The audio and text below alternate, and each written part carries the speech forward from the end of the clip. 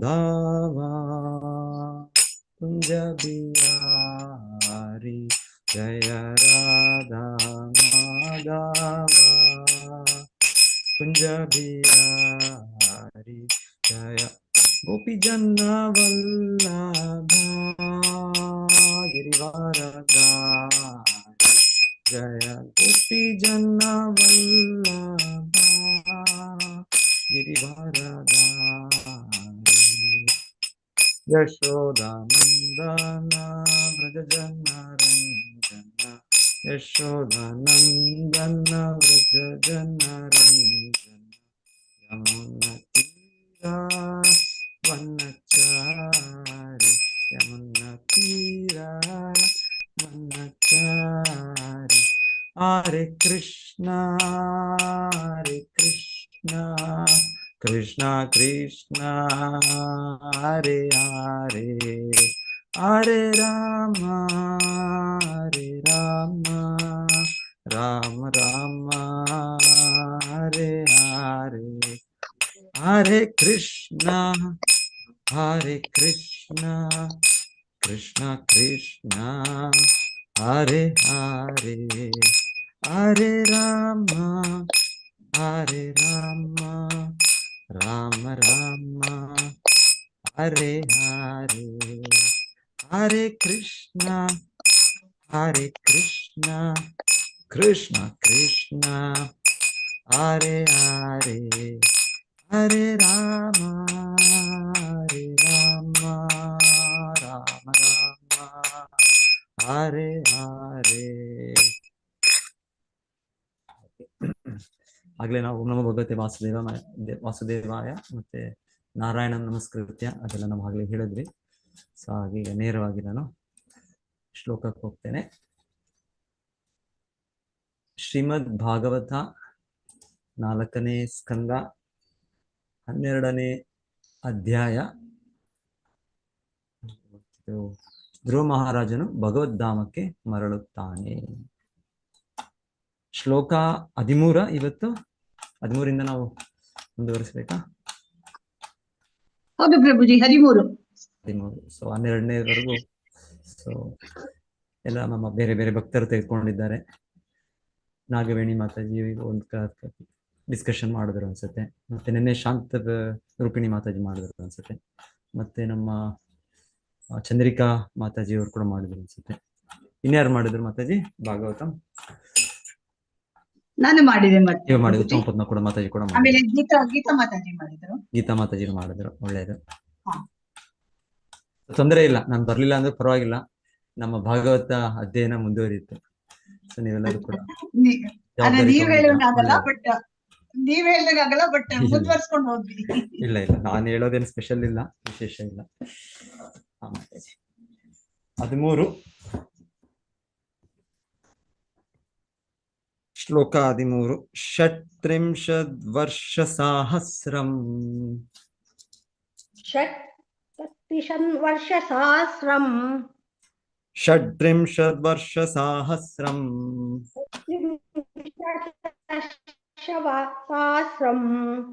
भो ओके शशासाक्षितिमण्डलम्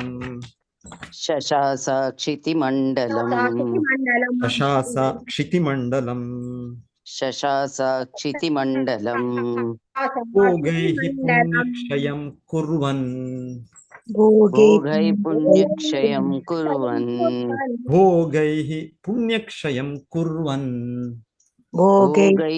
पुण्यक्षयं कुर्वन् अभोगैर अशुभक्षयम्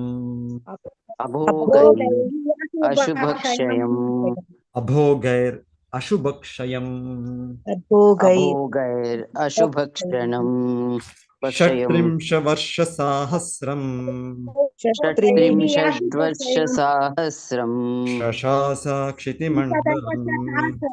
शशासाक्षितिमण्डलम् भोगैः पुण्यक्षयं कुर्वन्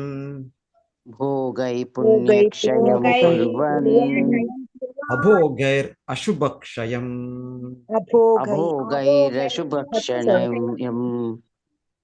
ಭಕ್ತರು ಯಾರು ಓದ್ತೀರಾ? ಓದಿ ಶ್ಲೋಕ. षड्दिशं च वर्षसहस्रं सशाशितिमण्डलं भोगैः पुण्यक्षयं कुर्वन् अभोगैः अशुभक्षयम्। हरे कृष्ण प्रभुजी. ಹರೇ ಕೃಷ್ಣ ಪ್ರಭುಜಿ. ಶ್ಲೋಕ 13. ಷಟ್ತ್ರಿಂಶದ್ವರ್ಷಸಾಹಸ್ರಂ ಶಶಾಸಾಕ್ಷಿತಿಮಂಡಲಂ ಭೋಗೈಃ ಪುಣ್ಯಕ್ಷಯಂ ಕುರ್ವಂ ಅಭೋಗೈರಶುಭಕ್ಷಯಂ. ಧನ್ಯವಾದಗಳು ಪ್ರಭುಜಿ. ಹರೇ ಕೃಷ್ಣ. ಹರೇ ಕೃಷ್ಣ. षट्त्रिंशत्वर्षसाहस्रं शशासाक्षित्रिमण्डलं भोगैर्पुण्यक्षयं कुर्वन् अभोगैरशुभक्षयं. हरे कृष्ण प्रभुजी. ಧನ್ಯವಾದಗಳು.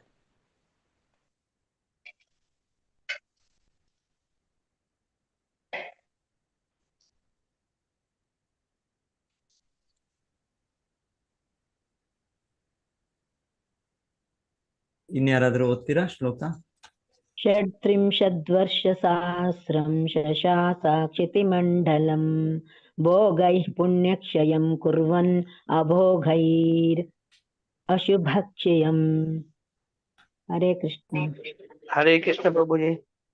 षट्त्रिंशद्वर्षसहस्रं शशासाक्षितिमण्डलं भोगे पुण्यक्षयं कुर्वन् अभोगैर अशुभक्षयम्. हरे कृष्ण.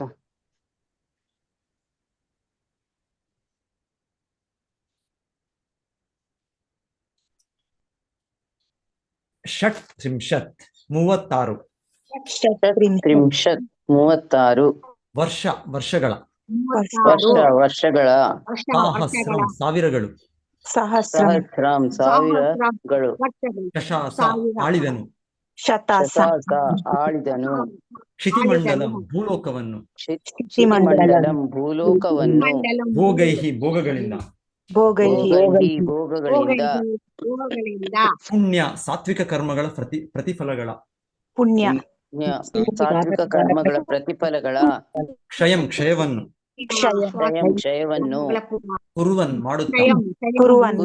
ಮಾಡುತ್ತಾ ಅಭೋಗೈಹಿ ತಪಸ್ಸುಗಳಿಂದ ಅಶುಭ ಅಮಂಗಳ ಫಲಗಳನ್ನು ಕ್ಷಯವನ್ನು ಕ್ಷಯವನ್ನು.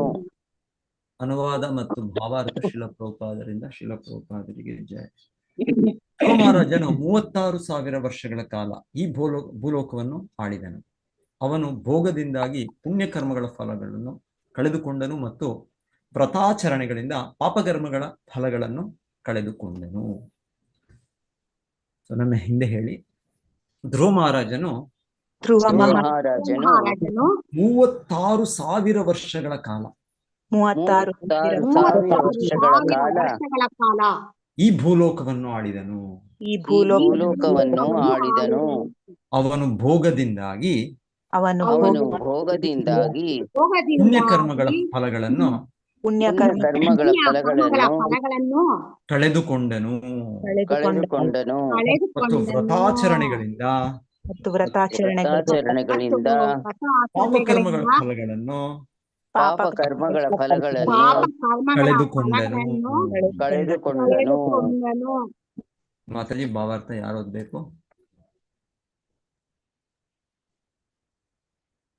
ಧ್ರುವ ಮಹಾರಾಜನು ಭೂಲೋಕದಲ್ಲಿ 36,000 ವರ್ಷಗಳ ಕಾಲ ಆಳ್ವಿಕೆಯನ್ನು ನಡೆಸಿದನೆಂದರೆ ಅವನು ಸತ್ವಯುಗದಲ್ಲಿದ್ದನು. ಏಕೆಂದರೆ ಸತ್ವಯುಗದಲ್ಲಿ ಜನರು 1,00,000 ವರ್ಷಗಳ ಕಾಲ ಜೀವಿಸುತ್ತಿದ್ದರು. ಮುಂದಿನ ತ್ರೇತಾಯುಗದಲ್ಲಿ ಜನರು 10,000 ವರ್ಷಗಳ ಕಾಲ ಜೀವಿಸಿದರು ಮತ್ತು ಮುಂದಿನ ದ್ವಾಪರಾಯುಗದಲ್ಲಿ 1,000 ವರ್ಷಗಳ ಕಾಲ ಜೀವಿಸಿದರು. ಈ ಕಲಿಯುಗದಲ್ಲಿ ಜೀವಿತದ ಪರಮಾವಧಿ 100 ವರ್ಷಗಳು ಮಾತ್ರವಾಗಿದೆ. ಯುಗಗಳ ಬದಲಾವಣೆಯಿಂದ ಬದುಕಿನ ಅವಧಿ, ಸ್ಮರಣೆ, ಕರುಣಾ ಗುಣಮಟ್ಟ ಮತ್ತು ಎಲ್ಲ ಇತರ ಸದ್ಗುಣಗಳು ಕ್ಷೀಣಿಸುತ್ತವೆ. ಶುಭ ಮತ್ತು ಅಶುಭ ಎಂದು ಕರ್ಮಗಳು 2 ವಿಧವಾಗಿವೆ. ಶುಭ ಕರ್ಮಾಚರಣೆಯಿಂದ ವ್ಯಕ್ತಿಯು ಉನ್ನತ ಭೌತಿಕ ಸುಖಗಳ ಸೌಲಭ್ಯಗಳನ್ನು ಪಡೆಯಬಹುದು. ಆದರೆ ಅಶುಭ ಕರ್ಮಗಳಿಂದಾಗಿ ವ್ಯಕ್ತಿಯು ಕಠೋರವಾದ ದುಃಖವನ್ನು ಅನುಭವಿಸಬೇಕಾಗುತ್ತದೆ. ಆದರೆ ಭಕ್ತನು ಸುಖಗಳಲ್ಲಿ ಆಸಕ್ತನೂ ಇಲ್ಲ ಅಥವಾ ದುಃಖದಿಂದ ನೊಂದವನೂ ಅಲ್ಲ. ಅವನು ಅಭಿವೃದ್ಧಿ ಹೊಂದಿದಾಗ ನಾನು ನನ್ನ ಶುಭ ಕರ್ಮ ಫಲಗಳನ್ನು ಕಳೆದುಕೊಳ್ಳುತ್ತಿದ್ದೇನೆ ಎಂದು ತಿಳಿಯುತ್ತಾನೆ. ಮತ್ತು ಯಾವಾಗ ಅವನು ದುಃಖದಲ್ಲಿರುವನೋ ಆಗ ನಾನು ನನ್ನ ಅಶುಭ ಕರ್ಮ ಫಲಗಳನ್ನು ಕಳೆದುಕೊಳ್ಳುತ್ತಿದ್ದೇನೆ ಎಂದು ತಿಳಿಯುತ್ತಾನೆ. ಭಕ್ತನು ಸುಖ ಅಥವಾ ದುಃಖಗಳಿಗೆ ಗಮನ ನೀಡುವುದಿಲ್ಲ.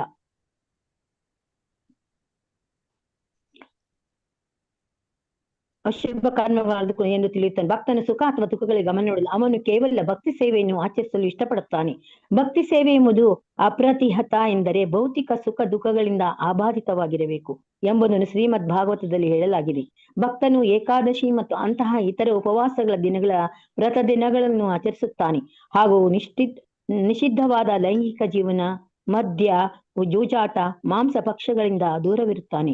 ಹೀಗೆ ಅವನು ತನ್ನ ಹಿಂದಿನ ಪಾಪ ಜೀವನ ಫಲಗಳಿಂದ ಶುದ್ಧನಾಗುತ್ತಾನೆ ಮತ್ತು ಪರಮ ಪವಿತ್ರ ಕಾರ್ಯವೆನಿಸಿದ ಭಕ್ತಿ ಸೇವೆಯಲ್ಲಿ ತೊಡಗುವುದರಿಂದಾಗಿ ಪ್ರತ್ಯೇಕ ಪ್ರಯತ್ನವಿಲ್ಲವೇ ಜೀವನವನ್ನು ಆನಂದಿಸುತ್ತಾನೆ.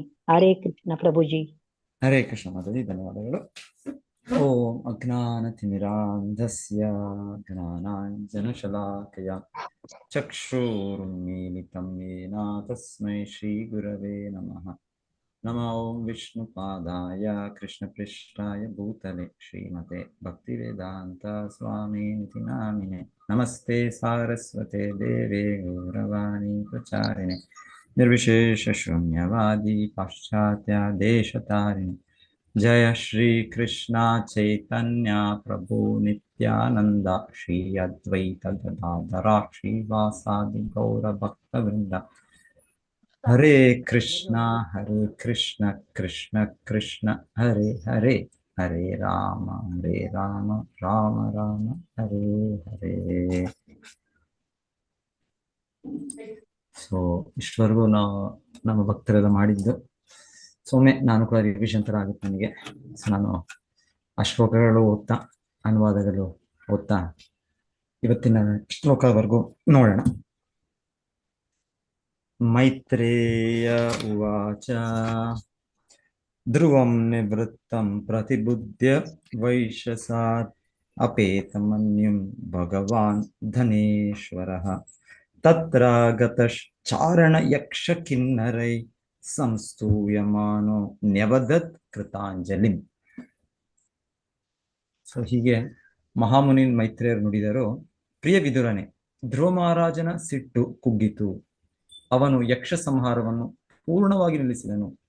ದೈವಾನುಗ್ರಹಕ್ಕೆ ವಿಶೇಷವಾಗಿ ಪಾತ್ರನಾದ ಧನಾಧಿಪತಿ ಕುಬೇರನಿಗೆ ಈ ವಿಷಯ ತಿಳಿಯಿತು.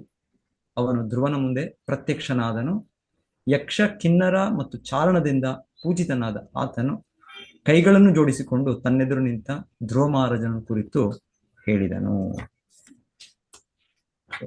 ಈ ಅಧ್ಯಾಯ ಪ್ರಾರಂಭ ಕುಬೇರ, ಧನ ಏನ್ ಹೇಳಿದ್ರ ಬಗ್ಗೆ, ಧನೇಶ್ವರ, ಕೋಶಾಧಿಕಾರಿ, ದೇವತೆಗಳ ಎಲ್ಲ ಧನವನ್ನು ಭಗವಂತನು ಈ ಬ್ರಹ್ಮಾಂಡದಲ್ಲಿ ಅವರಿಗೆ ಆ ಪಟ್ಟವನ್ನು ಕೊಟ್ಟಿದ್ದಾರೆ. ಸೊ ಆ ಧನೇಶ್ವರ ಕುಬೇರರು ಬಂದರು. ಧನದ ವಾಚ ಅವರ ಇನ್ನೊಂದು ಹೆಸರು ಧನೇಶ್ವರ, ಹಾಗೆ ಧನದ ಕೂಡ ಮಾಸ್ಟರ್ ಆಫ್ ದ ಟ್ರೆಷರಿ. ಧನದ ಅಂದ್ರೆ ಧನಾಧಿಪತಿ. ಭೋ ಭೋ ಕ್ಷತ್ರಿಯ ಧಾಯ ದ ಪರಿತುಷ್ಟೋಸ್ಮಿ ತೇ ಅನಘ ಯತ್ವಂ ಪಿತಾಮಹ ಆದೇಶಾತ್ ವೈರಂ ದುಸ್ತ್ಯಜಂ ಅತ್ಯಜಃ. ಅವ್ರು ಹೇಳ್ತಾ ಇದ್ದಾರೆ, ಸೊ ಕ್ಷತ್ರಿಯ ಇವರು, ನಾನು ನಿಮ್ಮಿಂದ ತುಂಬಾ ಸಂತೋಷಗೊಂಡಿದ್ದೇನೆ. ಪರಿತುಷ್ಟೋಸ್ಮಿ ತೇ ಅನಘ ಯತ್ವಂ ಪಿತಾಮಹ ಆದೇಶಾತ್. ನೋಡಿ, ಅವರು ಪಿತಾಮಹ, ಅವರ ಅಜ್ಜ ಪಿತಾಮಹ ಮನು ಬಂದರು. ಅವ್ರು ಬಂದು ಮನವಿ ಮಾಡಿದ್ರು. ಆದೇಶಾತ್, ಅವ್ರ ಆದೇಶ ಕೊಟ್ರು, ಅವ್ರ ಆಜ್ಞೆ ಕೊಟ್ರು. ಸೊ ಅದರಿಂದ ಏನ್ ಮಾಡಿದ್ರು ಅವರು, ಆದೇಶಾತ್ ವೈರಂ ದುಸ್ತ್ಯಜಂ ಅತ್ಯಜಃ. ವೈರತ್ವ ಅದು ಒಂದೊಂದ್ಸಲ ನಮ್ದು ಜಗತ್ತು ಹೇಗಿರುತ್ತೆ ಅಂದ್ರೆ, ನಮ್ಮ ಸ್ನೇಹಿತರಾಗೇ ಇರ್ತಾರೆ. ಆ ಜಗತ್ತಿನ ಇದು ಸನ್ನಿವೇಶಗಳಾಗುತ್ತೆ, ಅವ್ರು ನಮ್ಮ ವೈರಿಗಳಾಗಿರ್ತಾರೆ. ಇಲ್ಲ ನಮ್ಮ ವೈರಿಗಳಿರ್ಬೋದು, ಅವ್ರು ನಮ್ಮ ಸ್ನೇಹಿತರಾಗಿರ್ಬೋದು. ಇದು ಭೌತಿಕ ಜಗತ್ತಿದು. ಇಲ್ಲಾಂದ್ರೆ ಮೂಲತಃ ಪ್ರತಿಯೊಬ್ಬರು ನಾವು ಸ್ನೇಹ ಭಾವದಲ್ಲೇ ಇದ್ದೇವೆ. ಅಲ್ಲಿ ವೈರತ್ವ ಭಾವ ಇಲ್ಲ.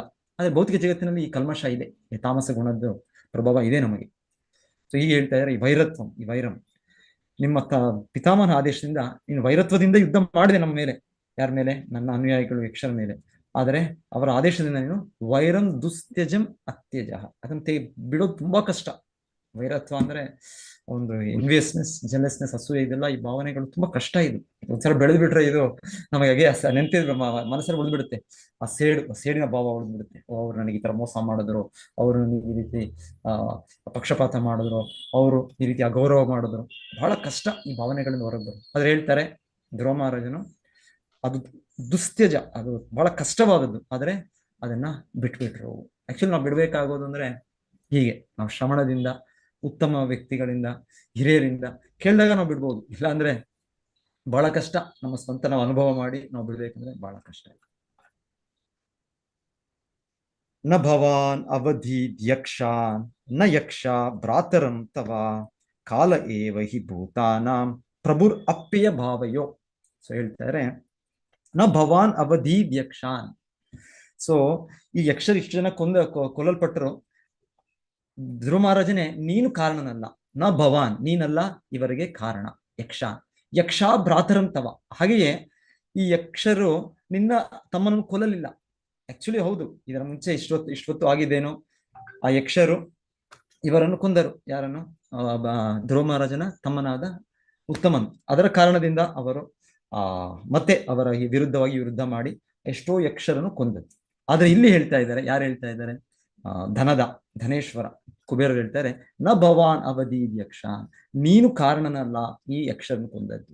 ಯಕ್ಷ ಭ್ರಾತರಂ ತವ, ಈ ಯಕ್ಷರು ಕೂಡ ನಿನ್ನ ತಮ್ಮನನ್ನು ಕೊಂದದ್ದಲ್ಲ. ಮತ್ತೆ ಯಾರು ಕೊಂದದ್ದು? ಕಾಲ ಏವಹಿ ಭೂತಾನ. ಕಾಲ, ಎಲ್ಲವೂ ಕೂಡ ಆಗ್ತಾ ಇರೋದು ಕಾಲದಿಂದ. ಕಾಲದಲ್ಲಿ ಎಲ್ಲವೂ ಆಗುತ್ತೆ. ಕಾಲದಲ್ಲಿ ನಾವೆಲ್ಲರೂ ಒಟ್ಟಿಗೆ ಇರ್ತೇವೆ, ಕಾಲದಲ್ಲಿ ನಾವು ದೂರ ಆಗ್ಬಿಡ್ತೇವೆ. ಹೇಳ್ತಾರೆ ಹೇಗೆ ಅಂದ್ರೆ, ಪ್ರಪಂಚ ಜಗತ್ತು ಆ ನದಿಯಲ್ಲಿ ಹರಿಯುವ ಒಂದು ನೀರು ಇದ್ದಾಗ, ಆ ನೀರಿನಲ್ಲಿ ಎಷ್ಟೋ ಆ ಮರದಿಂದ ಈ ಮರದಿಂದ ಎಷ್ಟೋ ಒಂದು ಎಲೆಗಳು, ಎಷ್ಟೋ ಹೂವುಗಳು, ಎಷ್ಟೋ ರೆಂಬೆಗಳು ಒಟ್ಟಿಗೆ ಬರ್ತವೆ. ಹಾಗೆ ನಾವು ಈ ಜಗತ್ತಿನಲ್ಲಿ, ಈ ಜೀವನದಲ್ಲಿ ನಾವು ಒಟ್ಟಿಗೆ ಆಗಿದ್ದೇವೆ.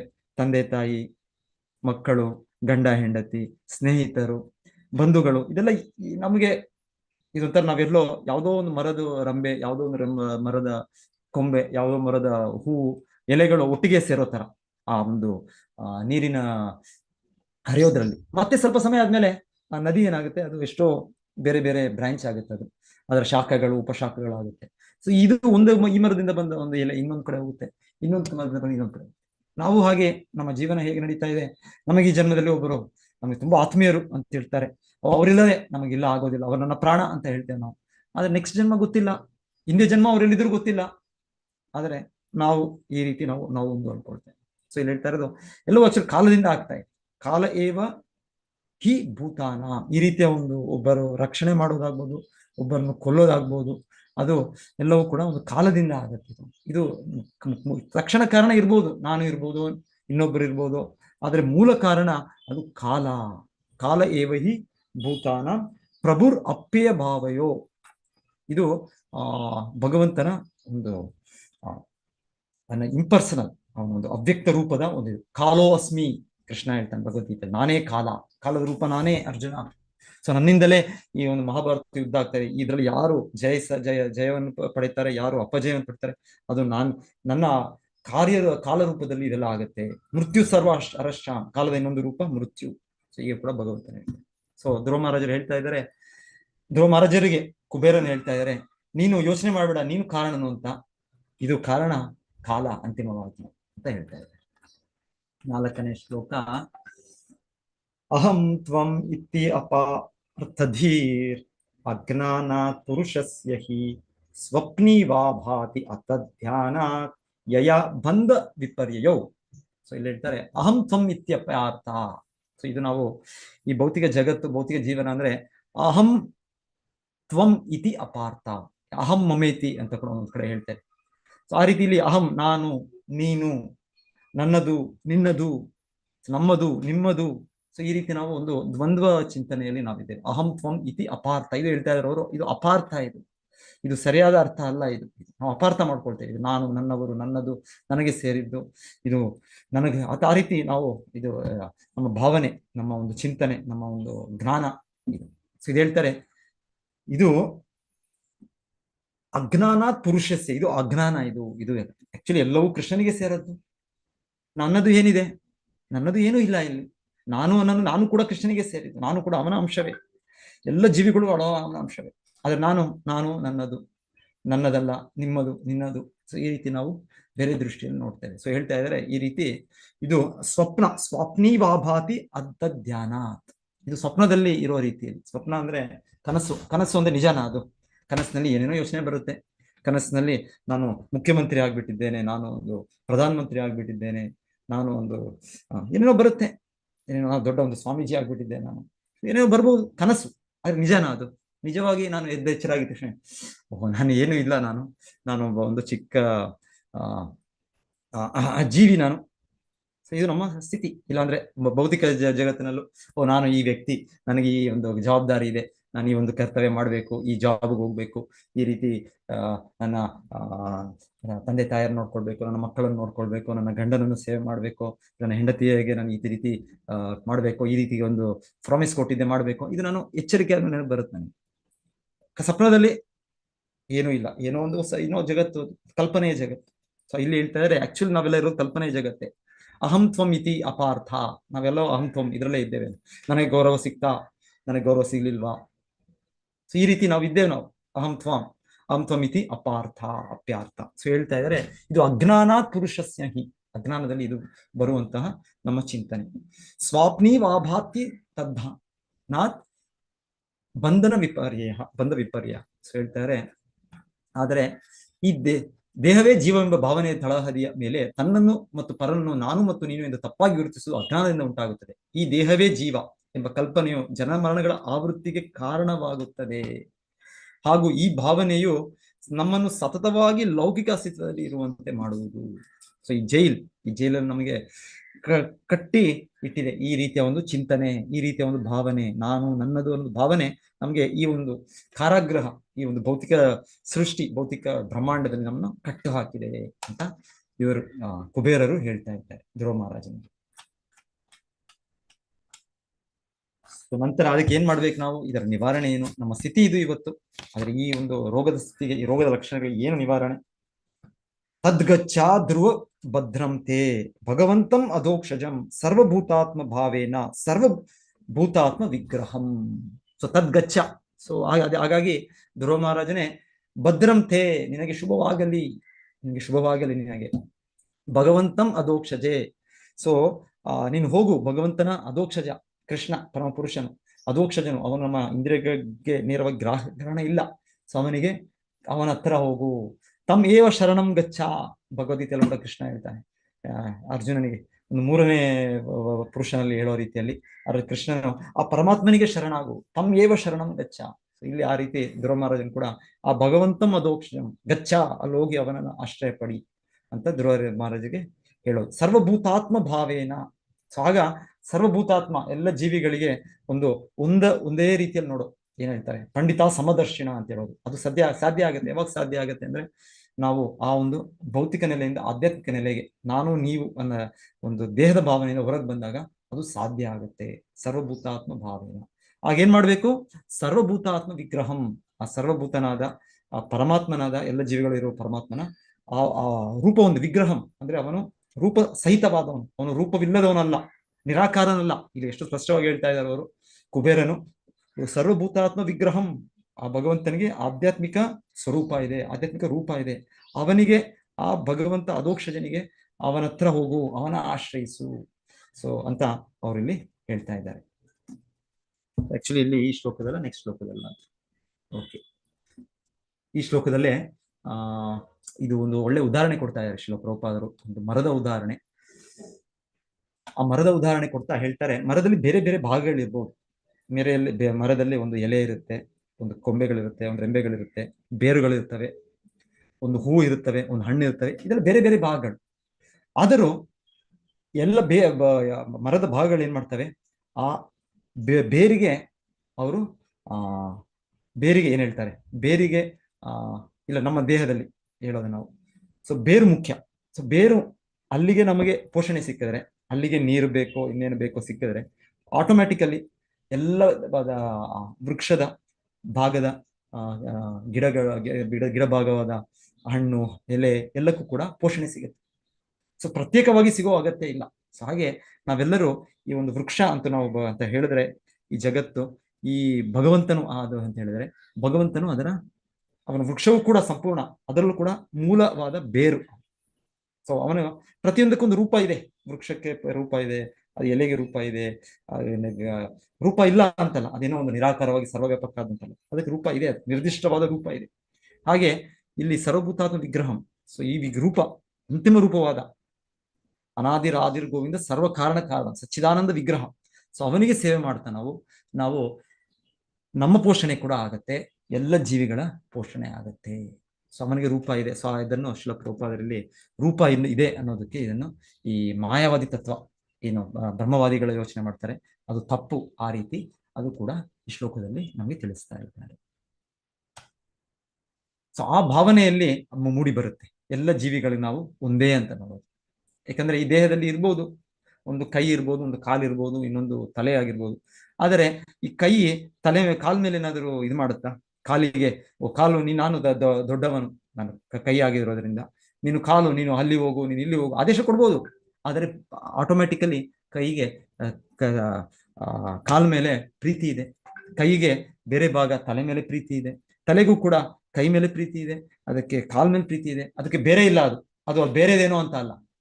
ನನಗೆ ಈಗ ಕಾಲು ಕೂಡ ನನ್ನ ಭಾಗವೇ, ಕೈ ಕೂಡ ನನ್ನ ಭಾಗವೇ.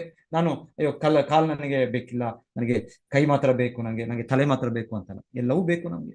ಹಾಗೆ ನಾವು ಭಗವಂತನ ವಿಭಿನ್ನ ಅಂಶ ಆಗಿ ನಾವು ಒಂದೊಂದು ಪ್ರತ್ಯೇಕವಾದ ನಿರ್ದಿಷ್ಟ ನಮ್ಮ ಕರ್ತವ್ಯಗಳಿದೆ. ಆಮೇಲೆ ಬೇರೆ ಎಲ್ಲ ಜೀವಿಗಳ ಮೇಲೆ ನಮಗೆ ಆತ್ಮೀಯ ಭಾವನೆ ನಾವು ಬೆಳೆಸಬೇಕು. ಮತ್ತೆ ಆತ್ಮೀಯ ಭಾವನೆ ಇದೆ ಮೂಲತಃ ನಾವು ಕೃಷ್ಣ ಪ್ರಜ್ಞೆ ಭಾವನದಲ್ಲಿ ನಮಗೆ ಇದೆ, ನಮಗೆ ಅದು ಬೇರೆ ಅಂತ ಅಲ್ಲ. ಯಾವ ಒಂದು ಸ್ಟೋರಿ ಹೇಳ್ತಾರಲ್ಲ, ಯಾರು ಗುರು ಅವರ ಶಿಷ್ಯರು, ಆ ಗುರು ಮತ್ತೆ ಶಿಷ್ಯರು, ಗುರು ಹೇಳಿದ ಶಿಷ್ಯರಿಗೆ ನನಗೆ ಸ್ವಲ್ಪ ನನಗೆ ನೋವಾಗ್ತಾ ಇದೆ, ಸ್ವಲ್ಪ ನನಗೆ ಮಸಾಜ್, ನನಗೆ ಕೈ ಕಾಲುಗಳು ಸ್ವಲ್ಪ ಇದು ಮಾಡಿ ಅಂತ. ಸೊ ಒಬ್ಬರು ಅವ್ರು ಒಂದು ಎಲೆ ಬಲಗೈ ಇಟ್ಕೊಂಡ್ರು, ಇನ್ನೊಬ್ರು ಎಡಗೈ ಇಟ್ಕೊಂಡ್ರು. ಸುಖ ಈ ತರ ಏನೋ ಬರುತ್ತೆ ಕತೆ, ನಾನು ಎಕ್ಸಾಕ್ಟ್ ಮರ್ತಿದ್ದೇನೆ. ಇನ್ನೊಬ್ರು ಕಾಲು ಇಟ್ಕೊಳ್ತಾರೆ, ಎಡಕಾಲು, ಇನ್ನೊಬ್ರು ಬಲಕಾಲು. ಆಮೇಲೆ ಎಲ್ಲರೂ ಇದು ನನ್ನದು ಅಂತ ಹೇಳ್ಕೊಂಡು ಇನ್ನೊಬ್ಬರು ಏನು ಇದು ಮಾಡ್ತಾ ಇದ್ದಾರೆ, ಅವರ ಗುರುವಿನ ಕಾಲುಗಳನ್ನು ಅವರ ಕೈಗಳನ್ನು ಅವರು ಒತ್ತಾ ಇದ್ದಾರೆ. ಅದನ್ನು ಅವರು ಕೋಪ ಮಾಡ್ಕೊಂಡು ಬೆತ್ತಗಳು ತಂದ್ರು ಹೊಡಿಲಿಕ್ಕೆ. ಸೊ ಏನಾಗುತ್ತೆ ಅದು ಸರಿನಾ? ಸೊ ಆ ರೀತಿ ನಾವು ಆಕ್ಚುಲಿ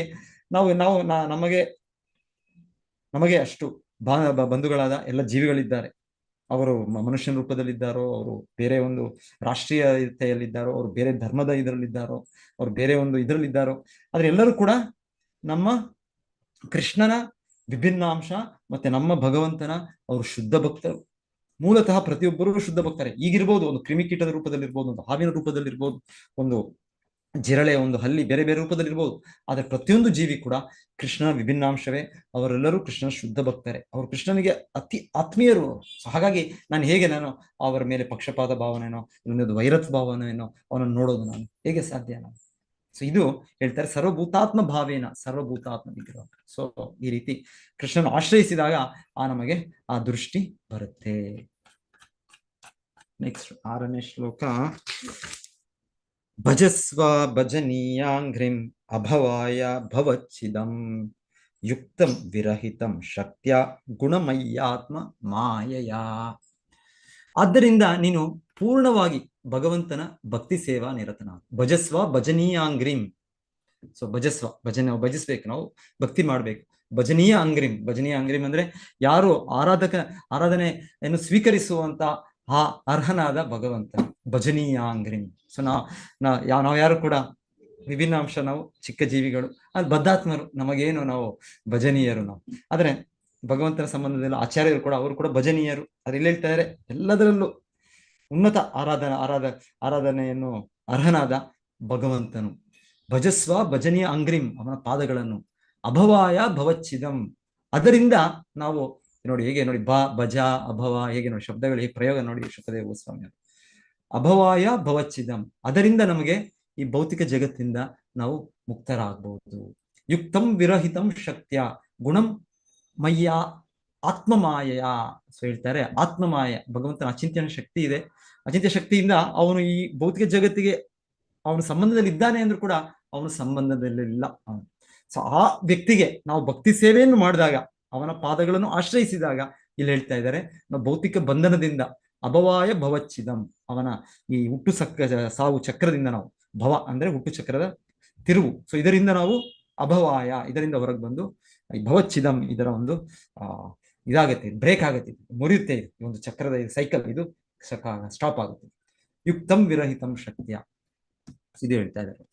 ಹೀಗೆ ಭಗವಂತನ ಆಶ್ರಯಿಸಿದ್ರಿಂದ, ಭಗವಂತನ ಭಕ್ತಿ ಮಾಡೋದ್ರಿಂದ ಏನ್ ಪರಿಣಾಮ ಆಗುತ್ತೆ, ನಮಗೆ ಸಮದೃಷ್ಟಿ ಸಿಗುತ್ತೆ, ನಮಗೆ ಈ ಭೌತಿಕ ಜಗತ್ತು ಹುಟ್ಟು ಸಾವು ಸಂಸಾರದ ಈ ಕ್ಲೇಶಗಳಿಂದ ಮುಕ್ತಿ ಆಗುತ್ತೆ ನಮ್ಗೆ ಅಂತ ಹೇಳ್ತಾ ಇದ್ದಾರೆ. ಮತ್ತೆ 7ನೇ ಶ್ಲೋಕ, ವೃಣೀಹಿ ಕಾಮಂ ನೃಪಾಯನ್ ಮನೋಗತಂ ಮತ್ತಸ್ವಂ ಔತ್ತಾನಪಾದೆ ಅವಿಶಂಕಿತಃ ವರಂ ವರಾರ್ಹೋ ಅಂಬುಜನಾಭ ಪಾದಯೋರ್ ಅನಂತರಂ ತ್ವಾಂ ವಯಮಂಗ ಸುಶ್ರುಮ. ಸೊ ಇವಾಗ ಅವ್ರು ಹೇಳ್ತಾ ಇದ್ದಾರೆ, ಸೊ ಧ್ರುವ ಮಹಾರಾಜನೇ, ನೀನು ಹೇಳಿದೆ, ನೀನು ಉಪದೇಶಿಸ್ತಿದ್ದೆ ನಾನು ಈ ತರ ಭಗವಂತನ ಆಶ್ರಯಿಸು ಅಂತ, ಇದರಿಂದ ಏನಾಗುತ್ತೆ ಅಂತ. ಆದ್ರೆ ನನಗ್ ಗೊತ್ತು ನೀನ್ ಆಗಲೇ ಶುದ್ಧ ಭಕ್ತನು. ತ್ವಾಂ ವಯಂ ಅಂಗ ಶುಶ್ರುಮ, ನಾನು ಕೇಳಿದ್ದೇನೆ. ನಾನೇನ್ ಕೇಳಿದ್ದೇನೆ ಅಂದ್ರೆ, ನೀನು ಭಗವಂತನ ಸತತವಾಗಿ ಅವನ ಭಕ್ತಿಯನ್ನು ಮಾಡ್ತಾ ನೀನು ಸತತವಾಗಿ ಅವನನ್ನು ಆಶ್ರಯಿಸಿದ್ದೀಯ. ನೀನು ಈ ರೀತಿ ನಾನು ಶುಶ್ರುಮ ಅಂದ್ರೆ ನಾನು ಕೇಳಿದ್ದೇನೆ. ಆದ್ದರಿಂದ ನಾನು ನಿನ್ನಿಂದ ಸಂತೃಪ್ತನಾಗಿ ನಿನಗೆ ಏನು ವರ ಬೇಕು, ವರಂ ವರಾರ್ಹೋ ಅಂಬುಜನಾಭ ಪಾದಯೋರ್. ಸೊ ವರ ನಾಭ ಪಾದಯೋರ್ ಅನಂತರಂ ಅಂದ್ರೆ ಅಂಬುಜ ಪಾದ ಅಂದ್ರೆ ಕೃಷ್ಣನು, ಲೋಟಸ್ ಫೀಟ್. ಸೊ ಅವನ ಪಾದಗಳನ್ನು ನೀನು ನಿರಂತರವಾಗಿ ಅವನ ಭಕ್ತಿ ಸೇವೆಯಲ್ಲಿ ನೀನು ಮಾಡ್ತಾ ಇದ್ದೆ ಅಂತ ನಾನು ಕೇಳಿದ್ದೇನೆ, ಶುಶ್ರೂಮ. ಸೊ ಹಾಗಾಗಿ ನೀನು ವರವನ್ನು ಸ್ವೀಕರಿಸಲು ವರ ಅರ್ಹನು ನೀನು. ಸೊ ಎಷ್ಟು ನೋಡಿ, ವಿಶೇಷವಾಗಿ ಏನು ಧ್ರುವ ಮಹಾರಾಜನ ಹೋಗಿ ಕುಬೇರ ಪೂಜೆ ಮಾಡ್ಲಿಲ್ಲ, ಕುಬೇರ ಯಜ್ಞ ಮಾಡ್ಲಿಲ್ಲ, ಕುಬೇರನಿಗೆ ಏನೋ ಒಂದು ಹೋಗಿ ಆ ರೀತಿ ಒಂದು ವ್ರತವನ್ನು ಮಾಡ್ಲಿಲ್ಲ. ಅವನು ಮಾಡಿದ್ದು ಯುದ್ಧ ಮಾಡಿದ್ದು ಯಾರ ಮೇಲೆ? ಕುಬೇರನ ಅನುಯಾಯಿಗಳಾದ ಯಕ್ಷರನು. ಆದರೆ ಆ ಕುಬೇರನು, ಆ ಧನೇಶ್ವರನು ಬಂದು ಈಗ ಧ್ರುವ ಮಹಾರಾಜರಿಗೆ ಹೇಳ್ತಾ ಇದ್ದಾರೆ, ವೃಣೀಹಿ ಕಾಮಂ ನೃಪಯನ್ ಮನೋಗತಂ. ನಿನ್ನ ಮನಸ್ಸಿನಲ್ಲಿ ಏನಾದ್ರೂ ಇಚ್ಛೆ ಇದೆ, ಅದು ಗೊತ್ತು ಅವ್ರಿಗೆ ಆಕ್ಚುಲಿ ಇಚ್ಛೆ ಇಲ್ಲ ಅಂತ, ಆದ್ರೂ ಕೂಡ ಕೇಳ್ತಾ ಇದ್ದಾರೆ.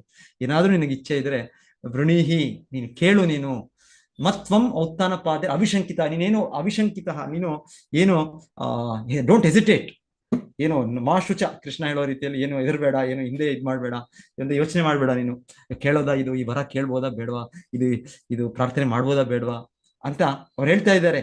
ಏನ್ ನಿಸ್ಸಂಕೋಚದಿಂದ, ಧ್ರುವ ಮಹಾರಾಜನೇ ಏನು ವರ ಬೇಕು ನಿನಗೆ, ನೀನ್ ನನಗೆ ಕೇಳು, ನಾನು ನಿನಗೆ ಅನುಗ್ರಹಿಸ್ತೇನೆ.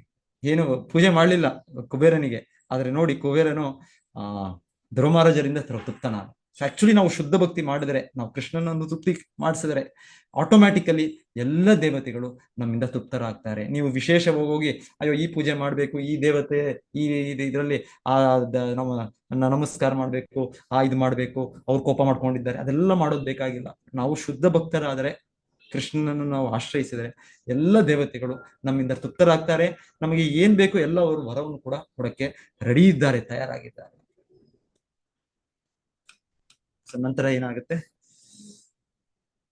ಓಕೆ. ಸೊ ಏನ್ ಮಾಡಿದ್ರು ಈಗ ಧ್ರುವ ಮಹಾರಾಜರು ಕೇಳಿದ್ದಾರೆ. ಸೊ ನಮಗ್ ಬಂದು ಇವಾಗ ಕುಬೇರ ಕೇಳಿದ್ರೆ ಏನ್ ಹೇಳ್ತಾ ಇದ್ವಿ ನಾವು? ಸೊ ನಮ್ಮ ಒಬ್ಬೊಬ್ರು ಒಂದೊಂದು ಗೊಂದಲದಲ್ಲಿ ಇದ್ದೇವೆ.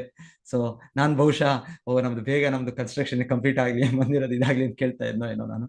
ಸೊ ಹೀಗೆ ನಮ್ಮ ಇದಿದೆ, ನಮ್ಮ ಏನ್ ಹೇಳ್ತಾರೆ, ನಮಗೆ ಮನಸ್ಸಿನಲ್ಲಿ ಏನೇನೋ ಇಚ್ಛೆಗಳಿದೆ, ನಮ್ಗೆ ಭೌತಿಕ ಇಚ್ಛೆಗಳಿದೆ, ನಮ್ಮದೇ ಆದ ಒಂದು ಸ್ವಾರ್ಥ ಇದೆ ನಮಗೆ.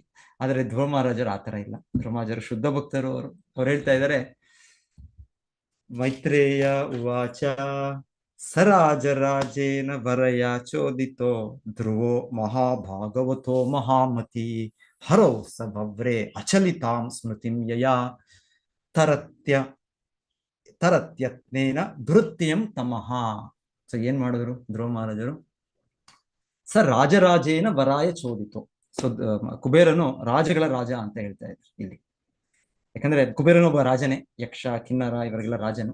ಮತ್ತೆ ರಾಜರಾಜ ಅಂತ ಯಾಕಂದ್ರೆ ಹೇಳ್ತಾ ಇದ್ದಾರೆ, ಇವರು ಯಾರು, ಇವರು ದೊಡ್ಡ ವ್ಯಕ್ತಿ ರಾಜ ಕುಬೇರರು. ಸೊ ಇವರು ರಾಜರಾಜ ಅಂದ್ರೆ ಎಷ್ಟೋ ರಾಜರು ಎಷ್ಟೋ ಸಂಪತ್ತನ್ನು ಪಡೆದಿದ್ದಾರೆ. ಅವರು ಆ ಸಂಪತ್ತನ್ನು ಪಡೆದ ಯಾರಿಂದ? ಕುಬೇರನ ಅನುಗ್ರಹದಿಂದ, ಶಿವನ ಅನುಗ್ರಹದಿಂದ, ಇಲ್ಲಾಂದ್ರೆ ಭಗವಂತನ ಅನುಗ್ರಹದಿಂದ. ಸೊ ಇದೆಲ್ಲ ಕೋಶಾಧಿಕಾರಿ ಕುಬೇರನು. ಸೊ ಅವರಿಗೆ ಅಂತ ರಾಜರಿಗೆ ಅನುಗ್ರಹಿಸುವವನು ಕುಬೇರನು. ಅದಕ್ಕೆ ಅವನಿಗೆ ರಾಜರಾಜ. ಸ ರಾಜರಾಜೇನ ವರಾಯ ಚೋದಿತು. ಅವನೇ ಇವಾಗ ವರವನ್ನು ಕೇಳ್ತಾ ಇದ್ದಾನೆ. ಯಾರಿಗೆ? ಧ್ರುವ ಮಹಾರಾಜನಿಗೆ. ಧ್ರುವೋ ಮಹಾಭಾಗವತೋ ಮಹಾಭೂಮತಿ. ಅದೇ ಧ್ರುವ ಏನ್ ಮಾಡಿದ್ರು? ಧ್ರುವ ಯಾರು? ಧ್ರುವನು ಮಹಾಭಾಗವತ.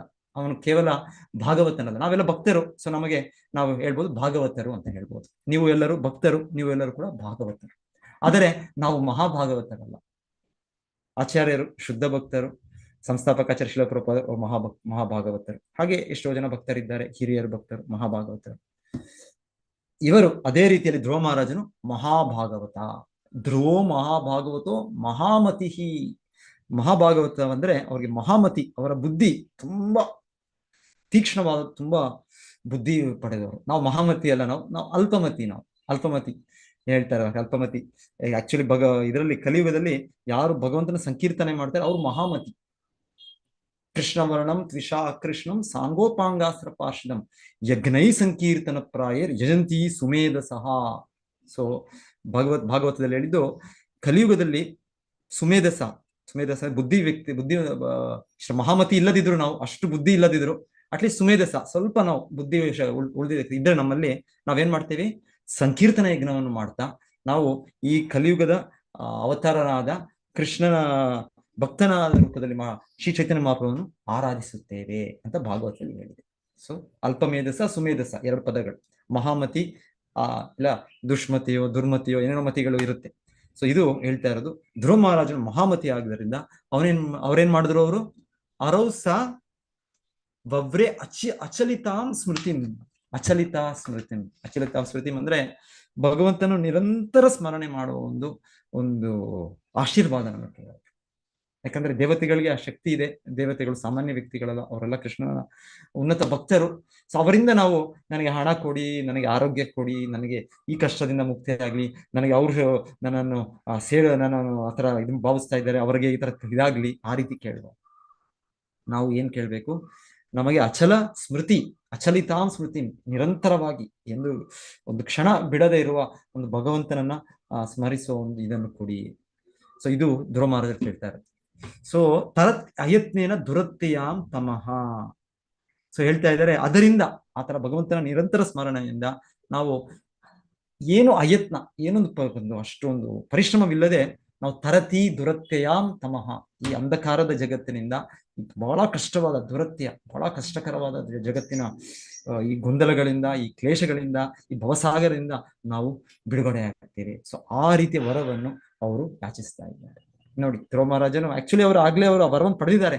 ಆದರೂ ಕೂಡ ಅವರು ಇನ್ನ ಬೇಗ ಆಗತ್ತೆ, ಇನ್ನ ನಾವು ಈ ತರ ಅವ್ರೇನು ಇಲ್ಲಿ ಹೇಳಿದ್ದು, ಅವ್ರ ಅಹಂಕಾರದಿಂದ ಅಯ್ಯೋ ನನಗೆ ಯಾಕೆ ಬೇಕು ಕುಬೇರನ ವರ, ಕುಬೇರ ಏನೋ ಒಂದು ಭೌತಿಕ ಜಗತ್ತಿನಲ್ಲಿ ಒಂದು ದೇವತೆ ಅಷ್ಟೇ, ನಾನು ಕೃಷ್ಣನನ್ನು ಪೂಜೆ ಮಾಡಿದ್ದೇನೆ, ಕೃಷ್ಣನ ತೃಪ್ತಿಪಡಿಸಿದ್ದೇನೆ. ಅವರು ಆ ರೀತಿ ನಿರ್ಲಕ್ಷಣೆ ಮಾಡ್ತಾ ಇಲ್ಲ. ಗೌರವ ಇದೆ ಅವರು. ಪ್ರತಿಯೊಂದು ಜೀವಿಯನ್ನು ನಾವು ಗೌರವಿಸಬೇಕು. ಪ್ರತಿಯೊಂದು ಚಿಕ್ಕ ಒಂದು ಜೀವಿ, ಒಂದು ಕ್ರಿಮಿಯು ಕೂಡ ನಾವು ನಮ್ಮ ಮರ್ಯಾದೆಯನ್ನು ಕೊಡಬೇಕು. ಹಾಗಿರುವಾಗ ದೇವತೆ ಏನು? ಸೊ ಈ ಸಾಮಾನ್ಯ ದೇವತೆ ಅಲ್ಲ. ಸೊ ಧ್ರುವ ಮಹಾರಾಜರು ಬಹಳ ಒಂದು ನಮ್ರ ಭಾವನೆಯಿಂದ ಅವರು ಆ ರೀತಿ ಅವರು ಅನುಗ್ರಹಿಸುವಾಗ ಹಿರಿಯ ಪುರುಷರು ಅವ್ರು ಹೇಳ್ತಾ ಇದ್ದಾರೆ, ನನಗೆ ಕೊಡಿ, ವರವನ್ನು ಕೊಡಿ, ನಿಮ್ಮ ವರ ಬೇಕು, ನಂಗೆ ಅಗತ್ಯ ಇದೆ, ನನಗೇನು ಅಗತ್ಯ ಇದೆ, ನನ್ನನ್ನು ಬ್ಲೆಸ್ ಮಾಡಿ, ಪ್ಲೀಸ್ ಬ್ಲೆಸ್ ಮೀ, ನನಗೆ ಆಶೀರ್ವದಿಸಿ.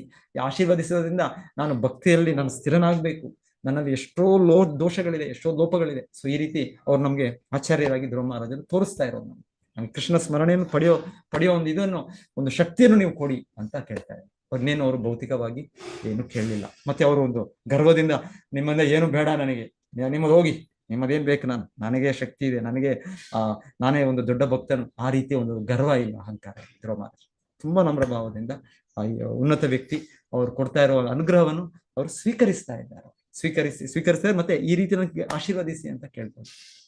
ಇನ್ಫ್ಯಾಕ್ಟ್ ಶ್ರೀ ಚೈತನ್ಯ ಮಹಾಪ್ರಭುವಿನ ಶುದ್ಧ ಭಕ್ತರು ಕೋಲಾವೇಚ ಶ್ರೀಧರ ಅವರು ಕೇವಲ ಅವರು ಏನೇ ಮಾರಾಟ ಮಾಡ್ತಾ ಇದ್ರು, ಅವರು